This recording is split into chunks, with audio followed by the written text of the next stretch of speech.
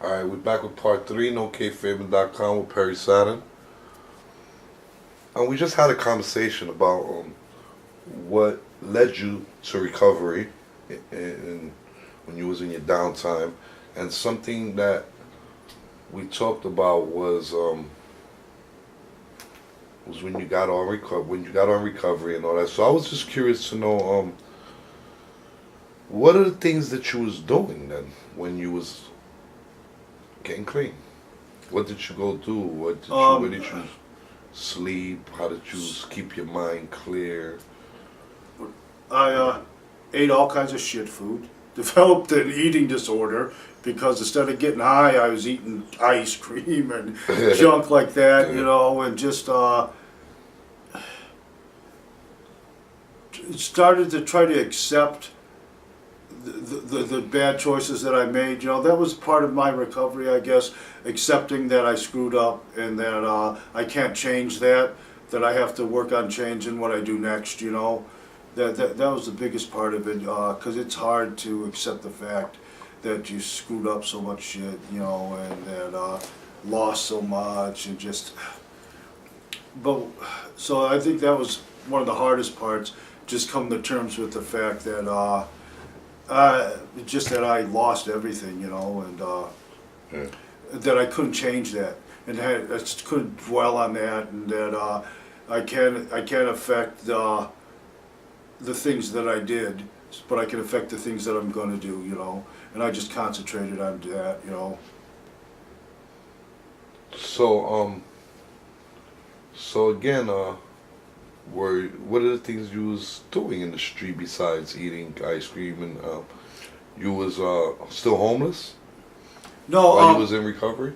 While you was clean? Yeah, I was trying to figure out what to do, you know, trying to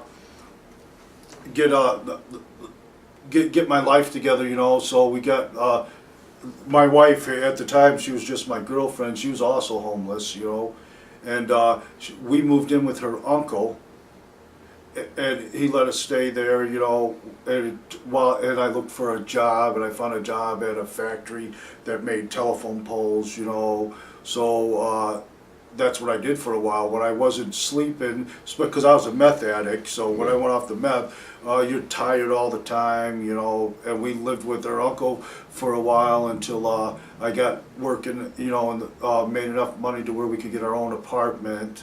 But then we fell into it, you know. Once we got our own apartment, I was working at the factory, and we thought, well, you know what? Now we got our life together.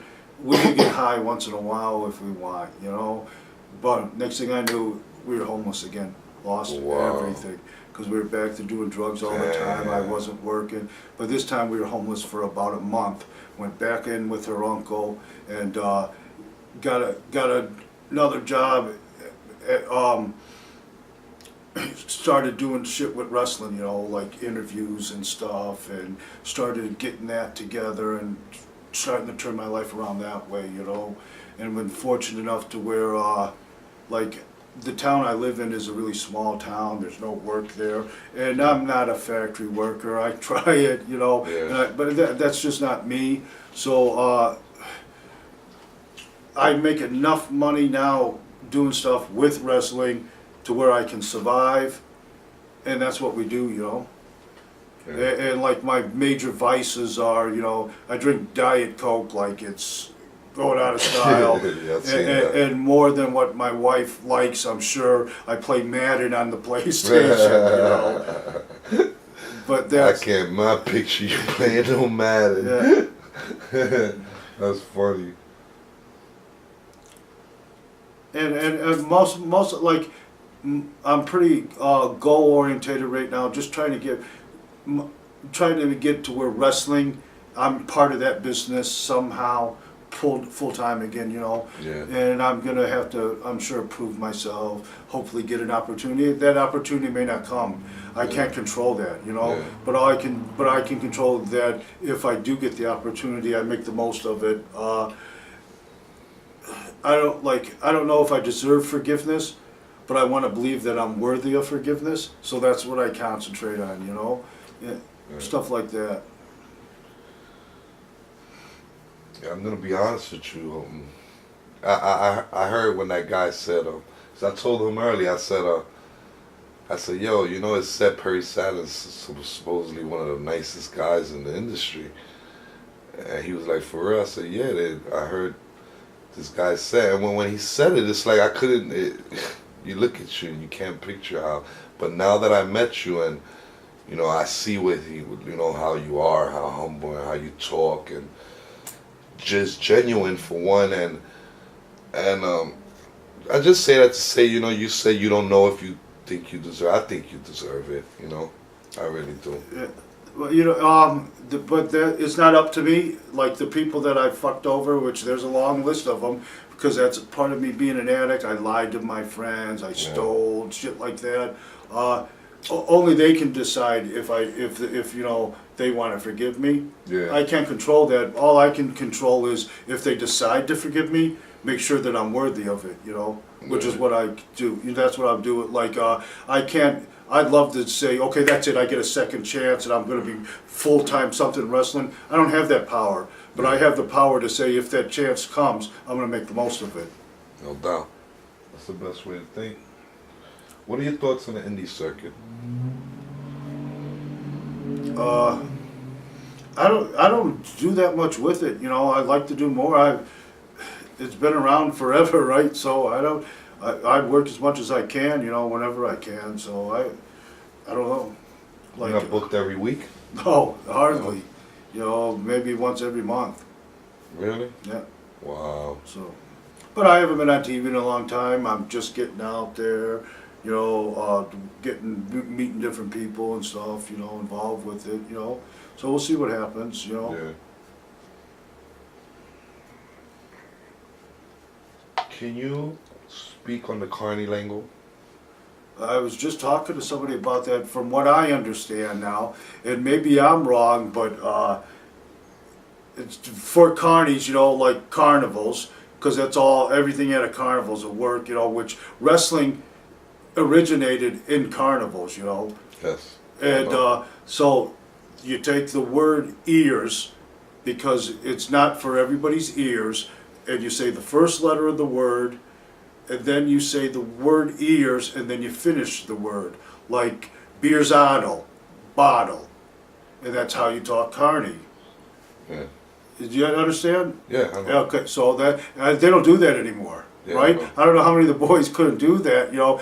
It's part of kayfabe, I think, and if you but- say wrestling's dead, then that's probably dead too, right? Yeah, but I tell you what, like the Mid-South, when I worked there, me and John did with Lawler, them Southern guys spoke that carny better than they did English. They had that Southern draw, and they spoke it lightning fast, and you learn to catch on, you know. All right, let me ask you a question. I don't think, I'm way out of practice, but I used to be okay with it, you know. Yeah. But not like Tommy Rich or Eddie Gilbert. These guys, it would be just like we're speaking English, you know. Yeah. All right, I know the word kayfabe go over certain words like that came from the Carney language, right?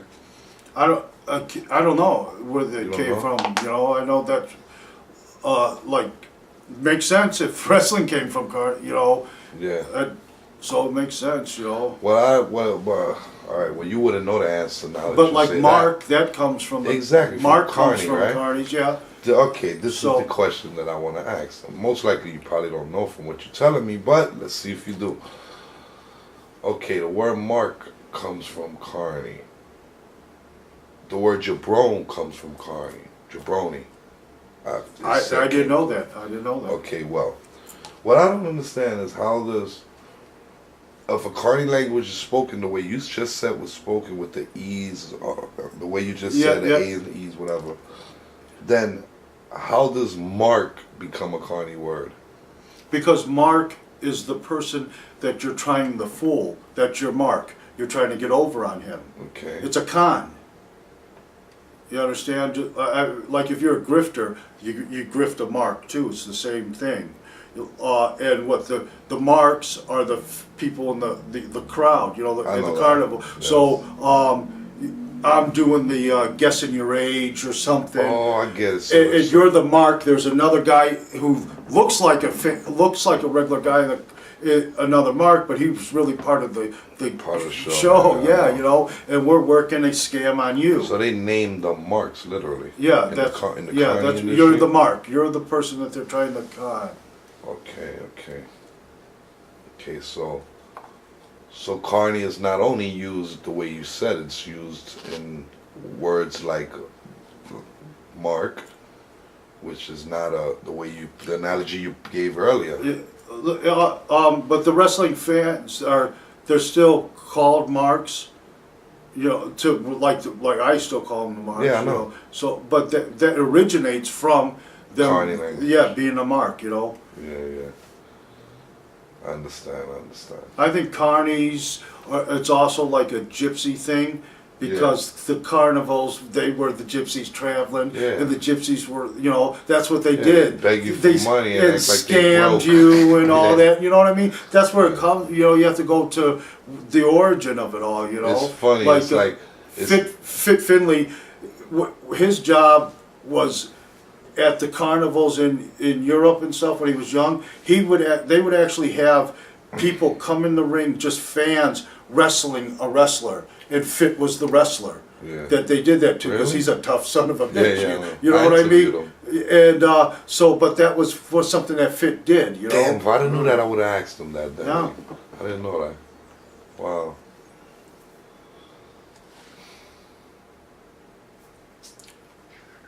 Yeah, Fit did that, you know, because he worked that whole carnival circuit in Germany and England and stuff, you know. Yeah. So, certain words, like I said, don't have to be used the way the first analogy you gave, right? Certain words such as mark, jabron, and jobbers. Jobber, but is that a carny word or a wrestling word? I think I'm guessing that's a wrestling word. I think Piper did mention that it was a carny word. See, I don't know. That jobber came from the word jabron. That's what Roddy Piper said. Okay, well, I have a different. And he says a carny word, so. So then I don't know. Yeah. I'm guessing, you know, a jobber is somebody that always does the job. Yeah. You know, to me, you know what I mean? Jabroni, and that makes sense if you try to analyze it the way Roddy says. Yeah, that makes sense. You know, because you're doing the job, or they call it doing the favor. And you're a guy that always does the job is a job guy. So again, okay, now I have it again. The word don't have to be with the E and the way you use it. No, speaking carny, though, is a language that you use certain words like jobber is jobber. I could say, you know what I mean? But that's carny. That's like speaking French or Italian. It's able, if we're two carnies and he's the mark, we can talk without him knowing what we're saying. It's speaking carny, you know? Yeah. All right. I think I got it. It's like some secret language that we can communicate without everyone else understanding. So it's easier for me to fool him because you're helping me, and he doesn't realize it. You know. Is there any other ways that any other example you could give me of kayfabe besides what you told me already? No, that's what I know of. Besides that heading. That's what I know of it, right. You know. Okay.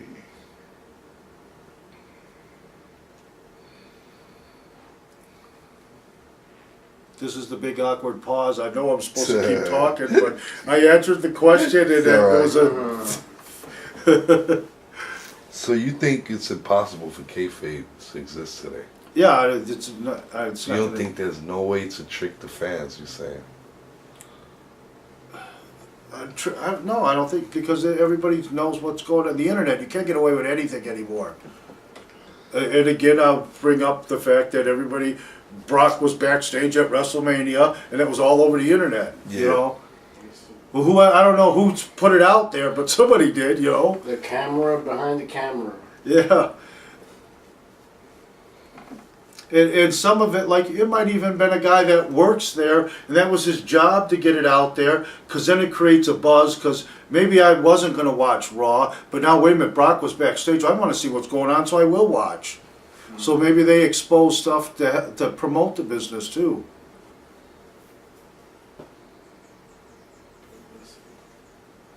Yeah, right. Man, it's like that. Man. And everybody wants to be insider and know, little. So nothing is kept secret anymore. How about they just seen on the news? Them Secret Service guys got busted with all them prostitutes. Did you see that? A bunch of Secret Service guys got busted with prostitutes. Yeah, man. 10 years ago, they were still with prostitutes, just you would have never known. Now you can't get away with anything. Yeah. Hey, and if you're going to give your life for the president and you want to run around with some hookers on your off time, I don't have a problem with that. Me personally. Yeah, Hell, in fact, I think it should It's be government issued, like these guys laid. They're giving their lives for the president. Yeah, it's true, honestly, because like, what do I care of who you have sex with, or that's stupid. And that's going on forever, but now you can't get away with anything. Yeah. Everything's out there. And it's like, what's the big deal? Some people want to shine off the next person's, or bring the next person down. Yeah, because they're pull themselves it's up. Again, back to that envy. Yeah. It's true, man. You get a big bucket of crabs, and not one will ever escape, because anyone that's close to getting out, another crab pulls them back in. Right. Same analogy. Nobody wants anybody else to have better than what they have. That's a human trait, and you have to work to improve that flaw. And most people don't, or just don't realize that they have that flaw. Because we're all, I think, at nature envious somewhat, and you have to accept who you are and what you have and improve at that, Yeah. I ain't gonna lie. Sometimes I've seen people with things be like, damn, I wish I had that. But I work to get it afterwards. Yeah. See, I'm just, like, I've never thought, oh, why him and not me? I'm the type of person that would think, well, fuck, if he can do it, I can do it. Yeah. You know what I mean? So I think that must be a form of envy, but I don't. Yeah. But I know that I want it too, so I'll work to get it, to where some people are just mad that you have it. Yeah. Yeah. Man. All right, you were trained at House of Hardcore. What was House of Hardcore, and what exactly did you do there? There was the ECW wrestling school, and we taught guys to wrestle. Where, Philly? It was on Long Island, and what town was it in? Oh, there's a Gold's Gym right there too. It's right in Long Island. What year was this? My last couple years in ECW, 95 and 6 or 96 and 7, something like that. Who you trained in there? It was me, Taz, and Mikey Whipwreck trained there with us. Bubba Dudley worked there. He didn't train guys, but he kind of did promotion stuff there. We made it like Paul Lee and Tommy Dreamer are all in Yonkers. So this was kind of like the Long Island branch of the office, and did different stuff there, and we trained different guys, students that, like all the Team Taz were all students from there, Any notable students that are working nowadays? No. Not like one? No, they were all ECW guys, Danny Doring, and trying to think, they're Team Taz guys. Yeah. Can you speak about the Flock? Boy, that was a traveling party.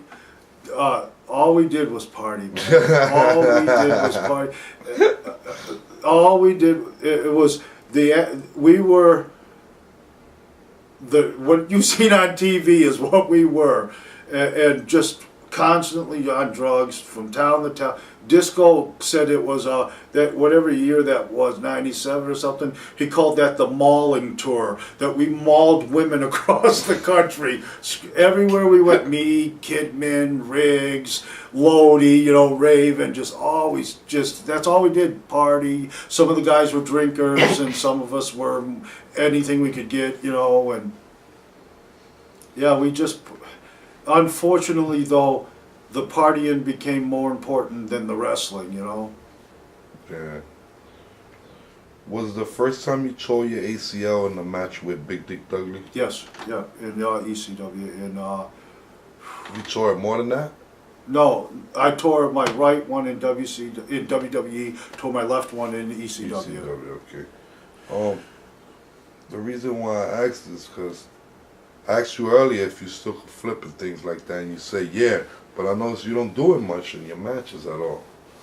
Because I got to be so big. I was ECW. I was smaller, more, you know. Yeah, I noticed you was a little slimmer. Yeah, I was still so big though, but you was a little slimmer. Like I was like gonna burst big in WWE and stuff, all gassed up, and I was such a bad drug addict, and the way I compensated that was just by loading up on steroids and growth hormone, just everything to make sure that I still looked like I wasn't an addict. You know what I mean? I didn't look like the guy that was out all night partying. I looked like the guy that was spent the night in the gym. Yeah. When in fact I was out all night partying. Yeah. But I was heavily gassed and way too big, and just that caused me to not be able to do it. I could still do it, but I was concentrating more on. Huh? It was a little more difficult. No, I think I was trying to change my wrestling style and be more of a big strong man or some bullshit. I don't know where I got that in my mind that big was better. But I think it seemed more technical to style to me that you had in WCW. Yeah, it was a real technical wrestler. Yeah, absolutely. Mat wrestler. Yeah, and kind of lost that, and I shouldn't have. Huh? I kind of lost that. And I shouldn't have. It was real good. Yeah, I shouldn't have done that. But that's it was good. It stood out a lot. It showed you know how to wrestle. Yeah. And I spent a lot of time and effort in being able to do that. And I kind of lost it. Yeah. So because the matches got to be quicker and there wasn't as much time. I can make excuses. I just screwed up and didn't do it as much as I should. Did it affect your career? Them injuries, those? No, I don't think the injuries did. No, I don't think they did. No? I don't think they affected my career. I did enough other stupid shit that affected my career. It didn't slow you down? I mean, I don't mean affected literally. I mean just slow you down where you think you probably could have worked more or done more. Actually, you know what? I don't even notice a difference with my knees. Yeah, cool. I really don't for a while it did, but once they're recovered and I don't wear braces when I work or anything anymore. I don't notice a difference. Yeah. So. Wow. So you don't get no type of pain in the rain. You don't feel. No. Wow. All right. Back in '93, you were being paid $40 and sharing an apartment with 4 other wrestlers. Do you recall your thoughts and goals at that time? It was. Just me and John had the apartment. It was Axel and Ian Rotten and the Spiders, which were the headbangers. Yeah. They lived in the apartment, and they all left Memphis, and me and John took over their apartment. It wasn't just me and John lived there. And we were trying to make it, we were... So you was in ECW? No, Memphis, Mid-South, okay. And what we were doing there, we accepted that they don't accept now. We were paying our dues. Yeah. Learning to work. We were in the territory. We knew it was a necessity to get farther down, So it was something that we knew we had, on the job training, Yeah. And it was pretty cool, even though we were broke but our job, we were wrestlers. That's what we did. We wrestled 6 days a week, and so it was cool, and we just had hope that things we'd get to the next level, Well, you said that's something they don't do now. You said pay their dues. Yeah, because there's nowhere to pay your dues. There's nowhere to pay your dues. Me and Scotty Raven, it used to drive him nuts. He used to argue with Goldberg about this all the time. Scotty used to tell Goldberg that he never paid his dues, and Bill would say, well, I paid my dues in football. And Raven would go, well, that's not the same thing.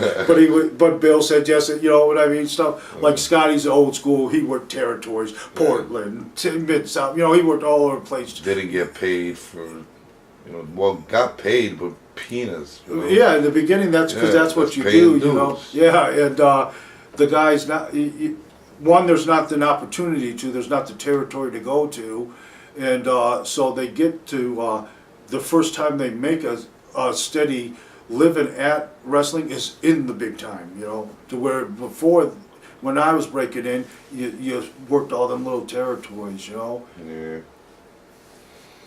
Drive, and I think when me and John worked Memphis, we drove about 2,000 miles a week altogether. Just, you know, it was brutal, you know, but that's all part of paying your dues, you know. Wow. Can you speak about the training center in Tampa, the FCW? That place blows me away, man. I was just there, and it's outstanding. Who's the guy that runs it again? Steve Kern's there, Steve Kern. Tom Pritchard's there, Norman Smiley, and Dusty Rhodes. Like, they have a show every Thursday there in the building, and these guys are getting the most they can get out of wrestling without being a territory, you know. They're like, and they're getting things that I never got that they're lucky to have, and they're told all the time they're lucky they have it. So I believe that they know it. Like on Wednesdays, Dusty Rhodes works with them. That's what they do on Wednesday. They work on promos. How lucky are you to have Dusty Rhodes working with you on promos? You know. And they're in the ring. The school's outstanding. Right. If I was breaking in, that's where I would go. No way around it. Whatever it took to get there, I'd move there. Whatever. That's where I would go. Did you meet Andy, the guy who won the Tough Enough to Talk kid? I think he's Dan Spivey's nephew or something like that. I met Spy. I didn't talk to him much, but yeah, I did meet Andy. him. Yep. Right? Yep. He's there? Yeah, Spivey's nephew's there. Wyndham's got a kid there. Rotundo's got 2 kids there. Yeah, I heard Rotundo had a kid. Richie Steamboat's there. Rick Steamboat. Ricky Steamboat's son. Yeah. Shaw Gorell's there. Eddie and Vicky's daughter. Really? Yeah, so there's some people, there's some second generation Wow, there. that's some And Shaw's talent down outstanding. Richie Steamboat. Both them Rotundo boys are good, you know. Yeah, the Wyndham boy is good. Husky Sounds Harris is good. the Wyndham. Yeah, they're all good, man. They're getting Sounds them. good. Yeah. Sounds It's good. a good, but there's a bunch of good people down there working, you know. And them kids are working as hard as How they that kid can. stands out to you, Andy? Spivey's nephew. You know, I'm trying to. I did meet him, but I didn't talk to him that much. You know what I mean? Because there were so many of them there, and I was only there a week. You know. He won the Tough Enough, you know that? No, I didn't. They just did the last show and he won it. I liked him too in the show. He was pretty good, man. I think he deserved it. I think finally they got somebody that really deserved it, you know? Oh, good. Compared to all those other guys, Maven and all these fucking pewter. Kevin Dunn, can you speak on Kevin Dunn? I heard so many different stories about him. I know he's been there for how long? And you figure, got to be the best there is at what he does, because he's kept his job forever. He stays in the Gorilla? No, he's in the truck. In the truck, okay. In the truck. Yeah. And their production is heads and shoulders above anything, you know, in that type of business. And that's Kevin Dunn, you know what I mean? What are your thoughts on him? What type of person he is? He's always been cool with me. Like, I have nothing negative to say about him. He was always cool with me. I never... You say much bad stuff about nobody. Well, I have some people I got bad shit to say about that. Yeah, I you know. just mentioned them, right? But like, Kevin's always cool with me. I didn't have, like long conversations with him or anything like that. Okay. But we had a business relationship, and he's outstanding at his job. I heard he hates wrestling. Is that true? I can't imagine him working there. That's one of the... People always ask me what the biggest difference between WCW and WWE was, and I say all the time, WWE, they love the wrestlers. So I can't imagine him working there and him hating wrestling. I just can't imagine it. All right, we got 5 more minutes. I'm gonna end it with these 5 minutes of you just giving me a couple of stories, a couple of road stories if you can, something funny. I don't know anything. Okay, I love road stories. We talked about Memphis a lot, so I'll give you a John Cronus story. We lived. It was pretty much the ghetto down in Memphis where we lived, you know. And I mean, right outside, we lived in there was like 3 apartments and then 3 apartments over us. And we lived in the middle, one on the bottom, and right out in the front, the hookers were walking up and down, you know. Me and John walked down to the convenience. I think John needed cigarettes. So we get there and we're walking back and some guy goes, hey, you got a cigarette? And I get ready to say no, you know, because I don't smoke. And John's just a happy-go-lucky, friendly guy. And John's, yeah, here. And he goes and he hands the guy a cigarette. And then next thing you know, the guy goes, and I'll take all your money. And he pulls out a gun. And we're looking like, and all of a sudden, John takes his finger and sticks it in the barrel of the gun. Fucking kidding me. So now the guy is looking at John, and I notice his finger is not even in the trigger guard. So I snatch the gun as hard as I can. And John starts jumping up and down. John starts going, shoot him in the face, shoot him in the face. And I go, or he can get out of here. And John goes, yeah, and he spins him and kicks him in the ass. He goes, get the fuck out of here. Wow. So John goes, let me see the gun, let me see the gun. John's a crazy, so I look, I see a sewer, and I throw the gun down the sewer. And I go, no, John, come on, let's go. We're walking. It's just making me nuts. I go, John, I go, what the fuck were you doing? He goes, oh, I stuck my finger in the barrel, you know, he pulls the trigger, it blows up in his face. I go, like Bugs Bunny, John? And he goes, yeah, like Bugs Bunny. You gotta be So kidding. we walk about another half a block. I go, John, I go, you know that doesn't work, right? He goes, yeah, but I didn't know if he knew that didn't work. Oh my God. So I go, John, don't you have to be pretty fucking stupid not to know that? He goes, Perry, don't you have to be pretty fucking stupid to walk up and try to rob 2 guys that look like me and you? It's true. And I didn't know what to say to him. It's and true. John did shit like that all the time. That's funny. The story you told me earlier with Kevin Nash. We were in Portland, Maine, and I think we must have went out to the bar or something, you know, and we were headed back to the hotel. We take our somas we're going to go to sleep, you know, when we get back to the hotel. And the somas hit us too hard, too soon. And we're about 50 yards from the hotel. I mean, you can see it. It's a Marriott right up the hill. And Kevin's driving. We're in a Lincoln Navigator. And he pulls over and he looks at me. He goes, Pete, he goes, I can't drive anymore. so I go, okay, Kevin, I'll drive. And we both get out and walk around, which seems like it took us 10 days. If anybody's taking somas and too much, you know, you get muscle shake, you know, your body shakes and it's hard to control your muscles. So we get around to the switching where I'm driving and he's now the passenger. I sit down, I put my hands on it, and I look, I go, Kevin, I can't drive, man. He goes, okay, I'll drive. And we switch again, and he drives up the hill. And from there, it's pretty much a haze. The next thing I remember is the hotel staff. I'm passed out in the hallway of outside my room. I couldn't get my key in, and they're waking me up, you know, making sure I was all right, helping me get in my room. Were you on the plane ride from hell? You heard about that? With Regal? No, but all right, now that you No, I mentioned wasn't. that- I heard Regal had a problem on a flight and they had emergency landed. Oh, no, I don't know. Or so that. But You know anything about that? You was on that? no, I wasn't. That I was going to say. I heard something about that. I'm Steve. talking about with Kurt Angle and Brock. They was almost pushed the door open or something like that. Oh, the charter. Yeah. And Vince Yeah, too, wrestling yeah. with them and stuff. Vince wrestling. Yeah, Vince I was on the. supposedly on the flight before. The one with Vince was supposedly a flight before. This one was with. Oh no, I wasn't on that one then. No.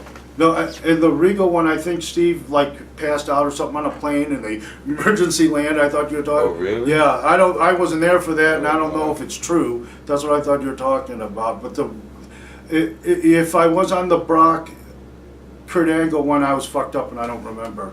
But I was on the one when Vince was wrestling with Kurt. You got one more quick one to end it? Oh, think of one. Okay, me, Dean, Eddie, and Chris. It's Hershey, Pennsylvania. We just got done working. We stopped at a Hooters. Eddie's going to the bathroom. Me, Dean, and Chris are sitting at the table. And Dean goes, "Somebody go get Eddie." And I turn around and look, and Eddie's at the bar arguing with some guy. So I go over and I go, I'm going to get him. And I go, come on, Eddie, fuck him, let's go. And I'm trying to talk Eddie. Eddie's hot-headed, you know. And finally, I get Eddie to go, and Eddie goes, yeah, get that. The guy goes, get that fucking spick out of here. So I turn, I go, what? And I had such a bad temper. I go, get the fuck up, and I walk over to him, and I kick his stool to so he has to stand up. Well, I kick his stool so hard, it flips up and hits the waitress in the face. The guy falls straight on top of his head, out cold. All the marks in the fucking restaurant start chanting, Goldberg, Goldberg. Dean grabs me, he goes, come on, Goldberg, let's get out of here. And we went down. I love it, man. Thank you for your time. Right, I appreciate everything you've Cool. done for me. All right, It's man. an honor to have you here, man. Thank you. Thank you very much. All right. NoCavePayment.com, we out. Let us stay there, you know, and I looked for a job, and I found a job at a factory that made telephone poles, you know. So that's what I did for a while when I wasn't sleeping, because I was a meth addict. So when I went off the meth, you're tired all the time, you know. And we lived with our uncle for a while until I got working, you know, and made enough money to where we could get our own apartment. But then we fell into it, you know. Once we got our own apartment, I was working at the factory, and we thought, well, you know what? Now we got our life together. We can get high once in a while if we want, you know. But next thing I knew, we were homeless again, lost everything, because we were back to doing drugs all the time. I wasn't working, but this time we were homeless for about a month.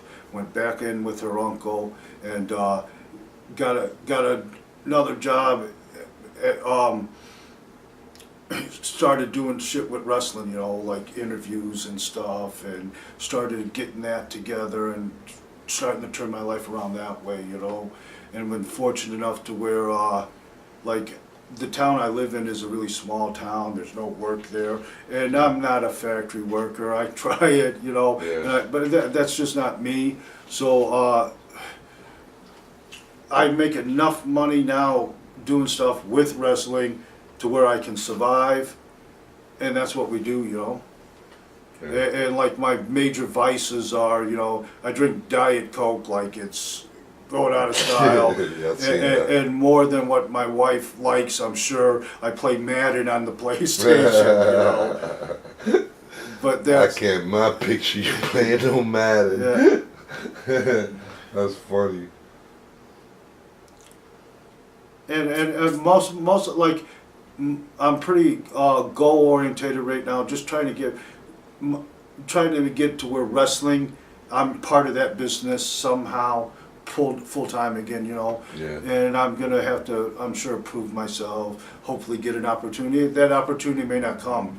I can't control that, you know. Yeah. But I can control that. If I do get the opportunity, I make the most of it. I don't like, because it's hard to accept the fact that you screwed up so much shit, you know, and that lost so much, and just. But so I think that was one of the hardest parts. Just come to terms with the fact that just that I lost everything, you know, and that I couldn't change that, and I just couldn't dwell on that, and that I can't affect the things that I did, but I can affect the things that I'm going to do, you know. And I just concentrated on that, you know. So again, what are the things you was doing in the street besides eating ice cream? And you was still homeless? No, while you was in recovery, while you was cleaning, getting clean. Yeah, and I was trying to figure out what to do, you know, trying to get my life together, you know. So we got my wife at the time. She was just my girlfriend. She was also homeless, you know, and we moved in with her uncle, and he. All right, we're back with part 3. NoCavePayment.com with Perry Saturn. And we just had a conversation about what led you to recovery when you was in your downtime, and something that we talked about was was when you got on recovery and all that. So I was just curious to know, what are the things that you was doing then when you was getting clean? What did you go do? Where did you sleep? How did you keep your mind clear? I ate all kinds of shit food. Developed an eating disorder because instead of getting high, I was eating ice cream and junk like that, you know, and just started to try to accept the bad choices that I made. You know, that was part of my recovery, I guess, accepting that I screwed up and that I can't change that I have to work on changing what I do next, you know. That was the biggest part of it. I don't know if I deserve forgiveness, but I want to believe that I'm worthy of forgiveness, so that's what I concentrate on, you know. Yeah, stuff like that. Yeah, I'm gonna be honest with you. I heard when that guy said, 'cause I told him earlier. I said, yo, you know, it's said Perry Saturn's supposedly one of the nicest guys in the industry.